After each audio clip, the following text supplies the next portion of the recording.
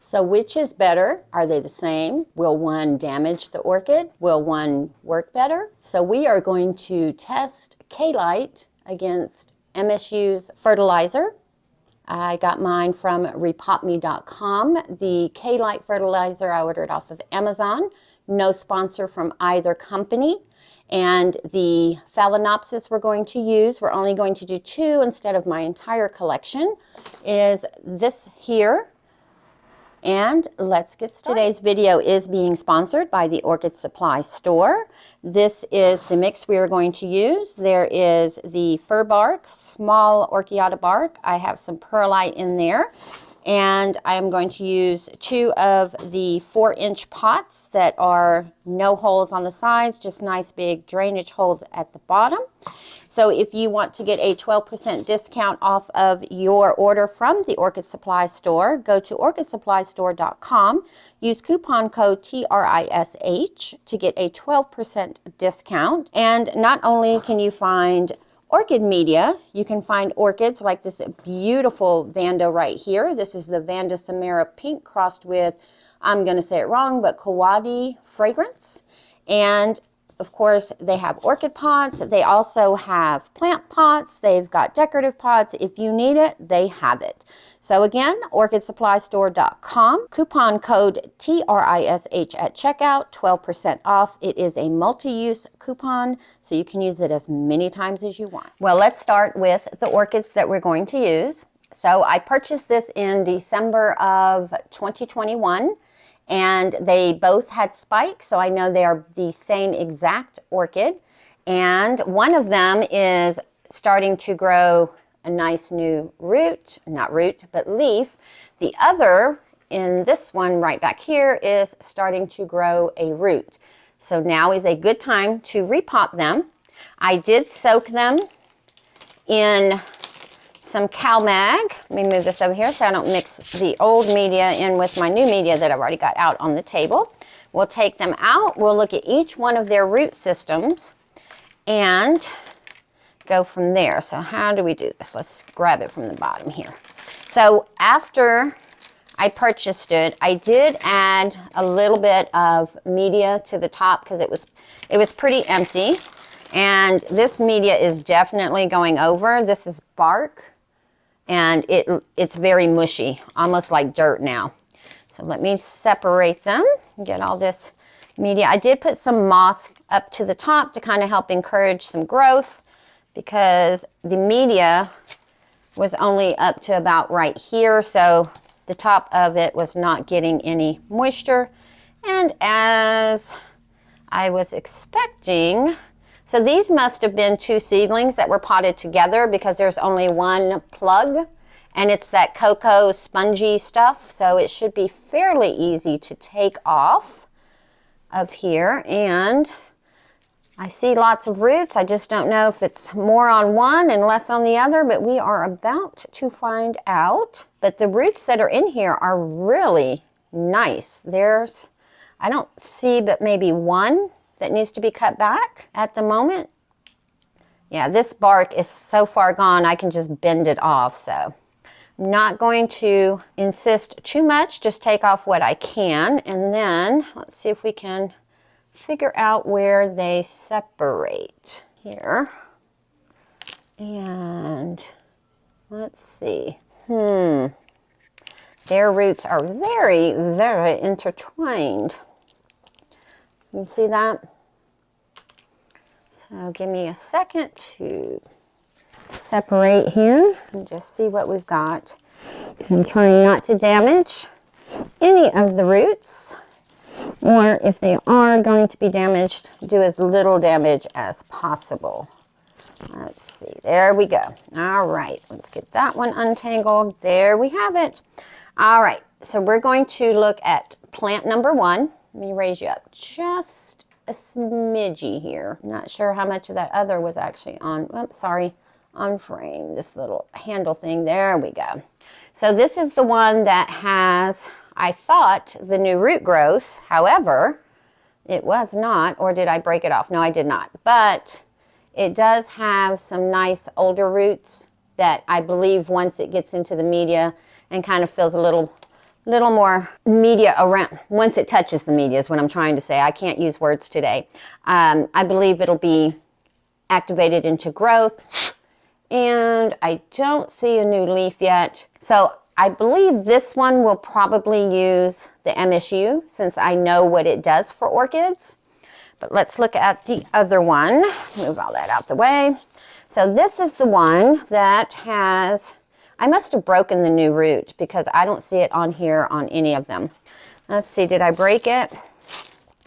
Probably a casualty of war. They have enough roots in the pot. But this one has the new leaf growth on it. So there, in my experience, there will be new root growth coming. And this leaf right here is already being senesced. It's not very firm, so I'm going to go ahead and take that one leaf off. And then I want to use this one with the K-Lite because it is the stronger of the two, so to speak, because it's already started its new growth. New roots will come shortly thereafter. And now, if you've experienced something different with Phalaenopsis, let me know. But in my experience, and I've been growing Phalaenopsis since I was 16, and I am well past that. I have children who are in their mid to late 20s and 30s. And in my experience, I've always found that once they start growing a leaf, generally roots will follow. All right, so that's all I need to do on that one. Let me just double check the rest of these. So that one is fine. I am going to spray her with the hydrogen peroxide. And we're going to treat both of these exactly the same except for their fertilizer. So this one will get the K-Lite. The weaker one will get the MSU. And like I said, the reason I'm doing it that way is because I know that the MSU will help this one get going. Whereas the K-Lite, I've not used it. So this one has a better chance of not going downhill in my thought process. All right, so this one, we do have this one root right here that is healthy up to right here. So I'm just going to cut off right below where it is no longer active, as well as this one down here. Okay. And the reason, this has got a little dry piece on it, and the reason I'm choosing to use the pots that do not have any aeration in them is because the pot they came out of does not have the aeration. So I'm trying to not change too much of what they're used to aside from the fertilizer. So they're both going to be potted into a 4-inch pot. I have taken a magic marker and made this rim black, make it very obvious which one is which. This will be our K-Lite. This will be our MSU. Other than fertilizer, they will get the same lighting, the same temperature. Any supplements that I give them, I'll give them that. I'm actually considering not doing any supplementation, just straight fertilizer for this growing season, just to see. This way we can't say, well, the supplementation helped them get along. Let me know in the comments below how you feel about that. Should we just do the K-Lite and MSU, no supplementation? And by supplementation, I mean CalMag soaks, Epsom salt soaks, seaweed, you know, that thing. In my mind, I'm thinking I should just do the fertilizer. This way we can get a true comparison and we don't have any outside factors that can help boost or support the growth. Again, let me know down below what you think, because after this, they did both just have a CalMag soak, so their roots do not need to be watered. After I get finished potting them, they'll go into where they're going to sit for the season. I'll show you guys that once that's done, and then we will go from there. All right, so K-Lite, let's do the K-Lite one first, and we'll put a little bit here. I think that's probably more than what it needs. And I am not going to add the slow release fertilizer. Again, I don't want to add any supplement fertilizer to either one because I don't want to, it's not truly scientific, I get that, but I don't want to mess up my experiment by adding slow release fertilizer to the mix. I just want any fertilizer that I'm going to use is going to be one or the other, okay? So we are going to put some mycorrhizal fungi under both. Let me sprinkle that. And that was about a 1/2 teaspoon there. I don't even know if that's a real measurement. All right, so this one is our K-Lite one, and I may have gotten too much media in here. The great thing is we can twist and possibly move our lady where we need her to be. There we go. All right, so we're going to put her in there, and then I'm just going to use my hands and just kind of move those roots kind of where I want them. I don't want them all centered in one spot, but I don't want her up too high either. All right, so let's fill her in. As I did listen to you guys, a lot of you, when I first said I was going to do this experiment, did express your concerns as far as the K-Lite goes, and that many of you have used it and did not have good experience with your orchids. So I was taking all that into consideration, and then at first I was like, well, I'm still going to do it. And then I thought about it, you know, you guys have already been through this. You already had that experience. So I happened upon this pot of orchids right before my surgery in December, and light bulb moment. I was like, oh, these are the same orchid.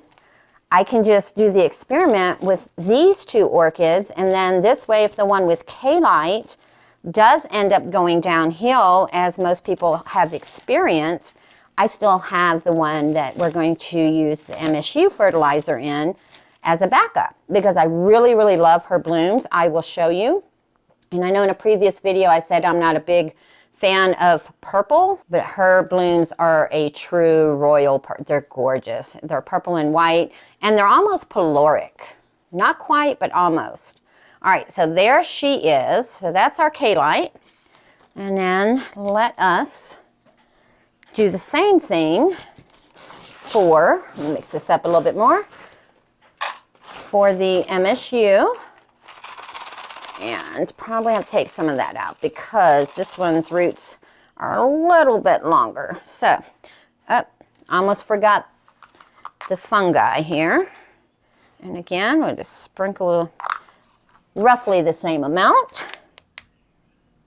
And in order for your fungi to start working, you do have to wet it. So it doesn't do its job if it's dry. All right, I missed a little dried end there, so let me take that off. And I don't think that, you know what, I did not. Since I don't think that I did the peroxide on this one, so let me do that real quick. I'm still just going to pot it up because I'm not watering, so I'm not too worried about washing it off before it has time to do its job. There we go. We will leave, should we leave that leaf on or should I take it off? Took the other one off. Nope, we're going to leave it on there. Let it senesce if it's going to senesce, and I'll just twist her down just like I did with the other one. Move my roots where I would like them to go. And that's why it's better to work with wet roots than dry roots, because they will kind of bend and move where you want them and be a little more forgiving than if you do it when they're dry and brittle and possibly snap on you. Everyone has their way. Some people prefer to pot with dry roots. Some prefer to pot with wet roots. I prefer wet roots, but sometimes I do forget to water before I repot something, and that's why I have that little spray bottle too. It does come in quite handy for that. Now, it's not the same as, you know, when you give them a really good wet down, but in a pinch it'll work. All right, a few more. Let me just get a little more media up front here. And I'm hoping that with this new media, this freshened up media, and them being separated, not trying to share a pot, perhaps this one will go ahead and start her new growth. Let's a little bit more here. All right, there's that. Do we need a little? Yep, a little more in the back here. Okay, and then I'm going to do an update video on a couple of the orchids that I've done videos on that were either, you know, true projects or just struggling orchids, and I've changed their media to see if it would work and see how those turn out. So keep a lookout for that. All right, so we've got our MSU orchid ready to go, and we've got our K-Lite orchid to go. And as far as growth goes, they're pretty much, as far as what they have already, equal.